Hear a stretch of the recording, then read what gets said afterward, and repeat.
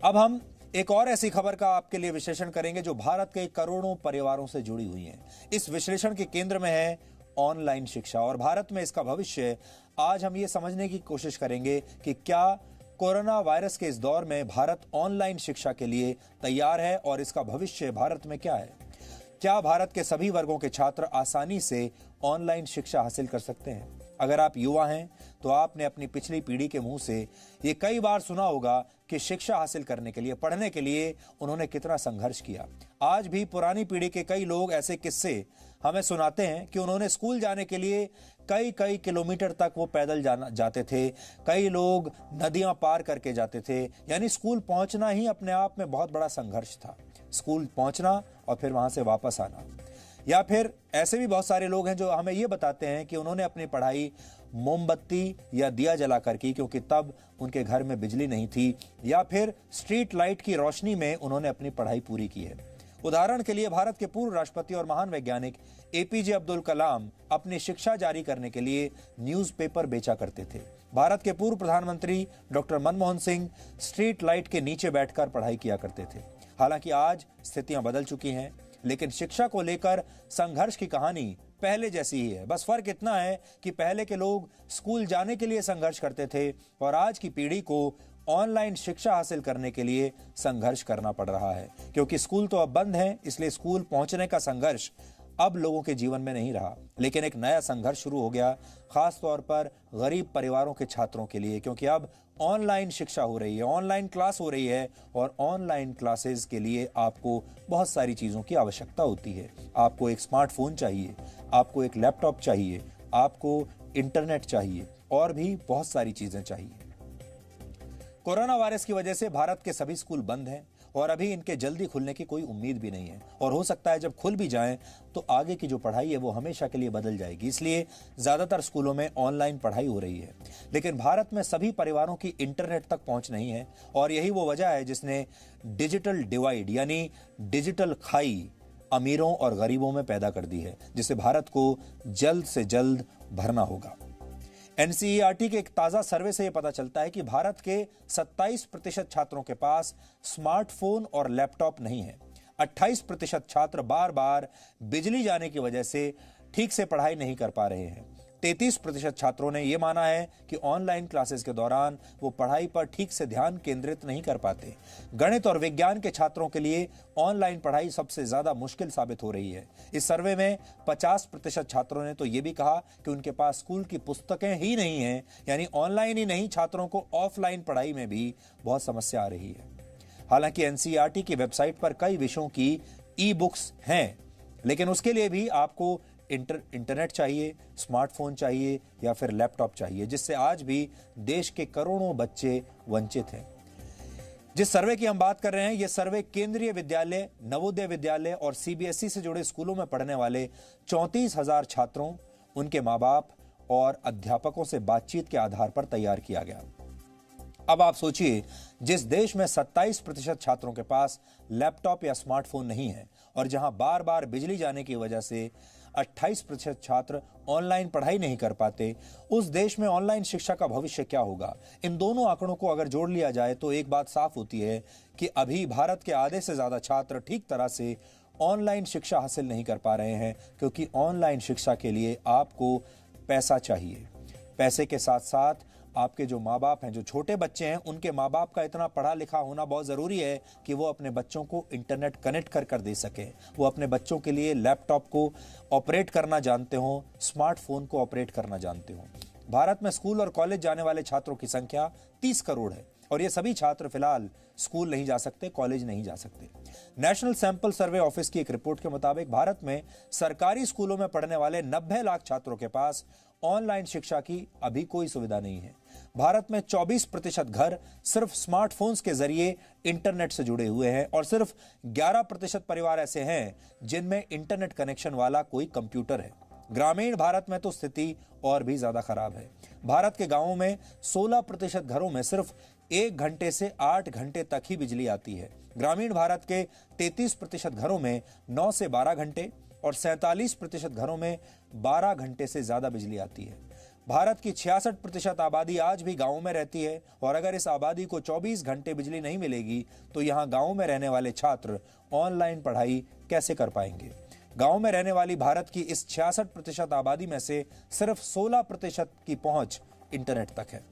सबसे गरीब 20% परिवारों में से सिर्फ 3% परिवारों की पहुंच किसी कंप्यूटर तक है और 9% परिवारों के पास इंटरनेट कनेक्शन है। जिन घरों में इंटरनेट की पहुंच है भी उसमें से 3% घरों में इंटरनेट बार बार बाधित हो जाता है, यानी कनेक्शन कट जाता है और 53% घर पुअर कनेक्टिविटी का सामना करते हैं क्योंकि सबके पास बहुत मजबूत वाईफाई सिस्टम्स नहीं है। 32% घरों में ब्रॉडबैंड का सिग्नल आता ही नहीं है, यानी उनके पास ब्रॉडबैंड नहीं है।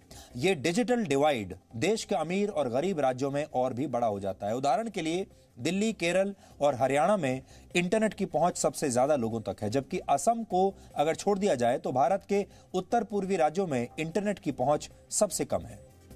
यह डिजिटल खाई बहुत गहरी हो चुकी है और एक बात आप जान लीजिए, इस डिजिटल डिवाइड का, इस खाई का धर्म से कोई मतलब नहीं है, इसका जातियों से भी कोई मतलब नहीं है। अब सिर्फ डिजिटल आधार पर दो वर्ग हमारे देश में बन गए हैं, एक वो जिनके पास डिजिटल टेक्नोलॉजी है और एक वो जिनके पास डिजिटल टेक्नोलॉजी नहीं है। और भारत को ऑनलाइन शिक्षा के रास्ते पर ले जाने के मिशन में यही सबसे बड़ी बाधा है। इसकी वजह से माता पिता और छात्रों को क्या क्या समस्याएं आ रही हैं, इस पर आज हमने एक विश्लेषण तैयार किया है। अगर आप मोबाइल फोन या किसी इंटरनेट डिवाइस पर हमारा ये विश्लेषण देख रहे हैं तो आप बहुत किस्मत वाले हैं, लेकिन आज आपको उन लोगों की परेशानियों को भी समझना चाहिए जो चाहकर भी इंटरनेट के जरिए शिक्षा हासिल नहीं कर पा रहे हैं।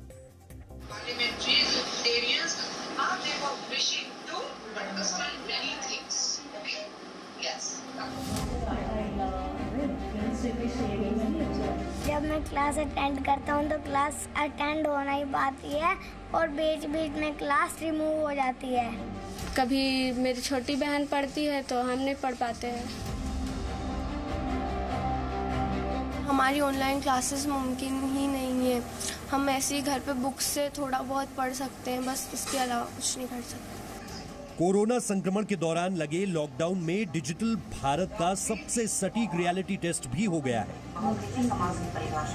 देश का बच्चा बच्चा ऑनलाइन क्लास में पढ़ने आया तो पता चला कि डिजिटल भारत बनने के लिए देश कितना तैयार है।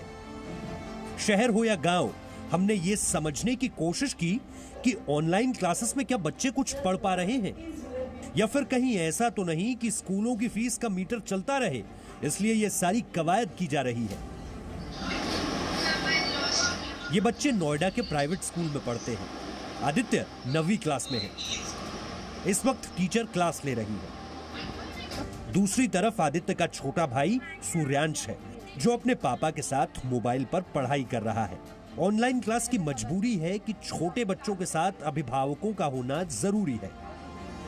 सडनली जो ऑनलाइन क्लासेस का स्कूल ने डिसाइड करा तो हमारे पास उसके लिए तैयारी कुछ नहीं होने की वजह से, चाहे इंटरनेट हो, मोबाइल हमारे पास लिमिटेड था, हमें मोबाइल भी खरीदना पड़ा, लेकिन आप कितना करोगे, तो उसके हिसाब से अभी अगर आप देखें तो मोबाइल बच्चों को, छोटा बच्चा होने की वजह से उनके साथ में आपको इन्वॉल्वमेंट भी चाहिए, क्योंकि अगर टीचर कुछ बता रही है तो उस तरह से ग्रैस्प नहीं कर पाते हैं। बच्चों की ऑनलाइन पढ़ाई चलती रहे, इसके लिए परिवारों का घर खर्च बढ़ गया है। वाईफाई के कनेक्शन के साथ साथ कंप्यूटर को भी अपग्रेड किया गया।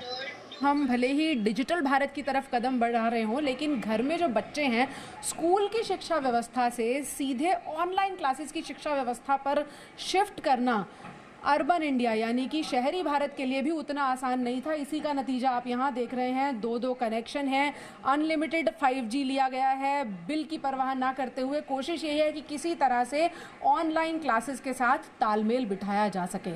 और इसमें अहम लाइन है किसी तरह से, यानी कि ये स्ट्रगल तो शहरी भारत के हैं, तो गाँव में क्या हालात होंगे इसका अंदाज़ा लगाना बहुत मुश्किल नहीं है। ये वरालिका है, KG में पढ़ती है। इनकी क्लास भी घर वालों को अपना समय देने पर मजबूर करती है। इनकी ऑनलाइन क्लास के लिए मोबाइल डेटा लिमिट बढ़वाने के साथ साथ इनके माँ बाप को नया फोन भी लेना पड़ा ताकि पढ़ाई चलती रहे। लॉकडाउन के बाद जब ऑनलाइन क्लासेस चालू हुई तो स्कूल ने कभी एंटिसिपेट नहीं किया कि पेरेंट्स के पास मोबाइल है, टैब है, लैपटॉप है, वाईफाई है। उन्होंने जस्ट हिटलर की तरह डिक्टेट कर दिया कि आप लोगों को ऑनलाइन क्लास करनी ही है।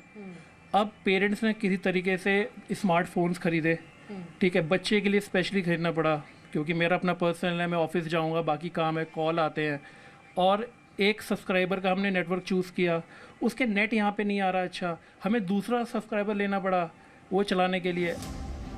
अभिभावकों की परेशानी ये है कि स्कूल अपनी फीस हर महीने ले रहे हैं, स्कूल से जुड़े सारे खर्च अभिभावकों की जेब से जा रहे हैं, लेकिन ऑनलाइन क्लासेस ने बच्चों के परिवारों का इंटरनेट और मोबाइल लैपटॉप का खर्च बढ़ा दिया है।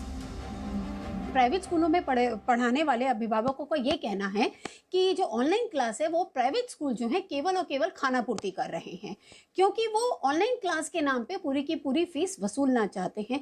और यहीं पर अभिभावकों का ये कहना है कि जब क्लासेस ऑनलाइन हो रही हैं तो जो ट्यूशन फीस है वो भी केवल और केवल ऑनलाइन के हिसाब से लेनी चाहिए।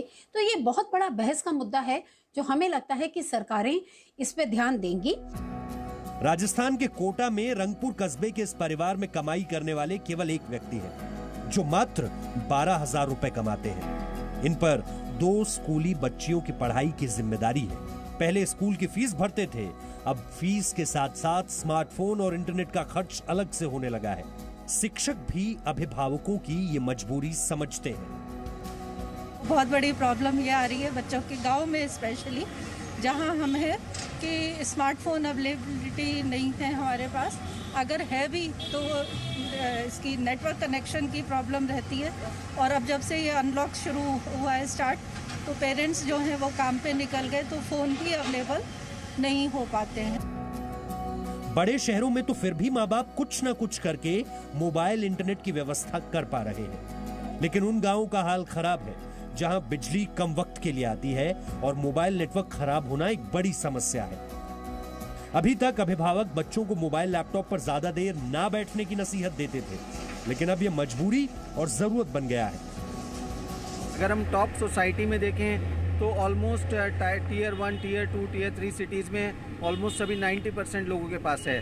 बट हाँ, जो रूरल बैकग्राउंड है, जहाँ पर देहात है, जहाँ पर बिजली की समस्या है, तो ऑनलाइन या वाईफाई कैसे काम करेगा, तो उस केस में ज़रूर समस्या है। अदरवाइज़ तो ऑनलाइन एजुकेशन आने वाले वक्त का, भविष्य का एक सोर्स है जिसने नॉलेज बैंक और रिसोर्स पर्सन और जो लर्नर है उसके बीच का गैप कम किया है।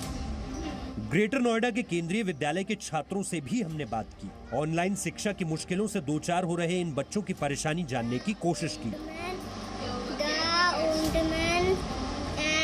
जब मैं क्लास अटेंड करता हूँ तो क्लास अटेंड होना ही बात ही है और बीच बीच में क्लास रिमूव हो जाती है, पर कभी कभार ब्रेक होके आवाज आती है और वीडियो भी ब्रेक होके आती है। मेरे नेट में रिमूव हो जाता है और कभी कभार क्लास ही कैंसिल हो जाती है। स्कूल में जाते थे, क्लास में बैठ के पढ़ते थे और अभी ऐसे पढ़ रहे हो ऑनलाइन, दोनों में से कौन सा ज़्यादा अच्छा है? ऑनलाइन। क्यों? क्योंकि उसमें घर में भी बैठे रहो और थोड़ा टाइम भी मिलता है ब्रेक के लिए। परेशानियां हर तरह की परिस्थितियों में होती है। कई स्कूलों में पंखे नहीं होते, पीने का ढंग का पानी नहीं होता, बच्चों को इन परेशानियों से भी दो चार होना पड़ता है। और अब जब बच्चे घर पर हैं, ऑनलाइन क्लासेस हो रही हैं, तो अभिभावकों को उनकी सेहत और अपने बजट की चिंता सता रही है। पूजा मक्कड़ के साथ ब्यूरो रिपोर्ट, जी मीडिया। शिक्षा हासिल करने के लिए हर पीढ़ी को किसी न किसी तरह का संघर्ष करना ही पड़ता है, लेकिन सिर्फ शिक्षा ही आपको अच्छा और सच्चा नागरिक नहीं बनाती। आज आपको एक उदाहरण देना चाहते हैं। उदाहरण के लिए, केरल भारत का सबसे साक्षर राज्य है, जहां के 90% से ज्यादा लोग पढ़ना लिखना जानते हैं, लेकिन फिर भी केरल से हर साल सबसे ज्यादा ISIS जैसे आतंकवादी संगठनों में लोग वहां पर जाते हैं। जबकि बिहार जैसा राज्य जिसे शिक्षा व्यवस्था में के क्षेत्र में बहुत पिछड़ा हुआ माना जाता है, जहां सिर्फ 63% लोग साक्षर हैं, फिर भी बिहार से हर साल बड़ी संख्या में लोग IAS और IPS बनते हैं। सिर्फ 2001 से 2015 के बीच ही बिहार से 68 IAS अफसर देश को मिले हैं। यानी सबसे साक्षर राज्य होने के बावजूद केरल के जो युवा हैं, ISIS की सबसे ज्यादा भर्ती भारत में केरल से होती है और बिहार जैसा गरीब राज्य देश को आईएएस और आईपीएस दे रहा है, इसके बारे में भी आप सोचिएगा। यहां हम 4 मिनट का ब्रेक लेंगे और ब्रेक के बाद हम आपको शरिया वर्सेस संस्कारों वाला एक विषय Presenting V News app available on Google Play and App Store. Download it now.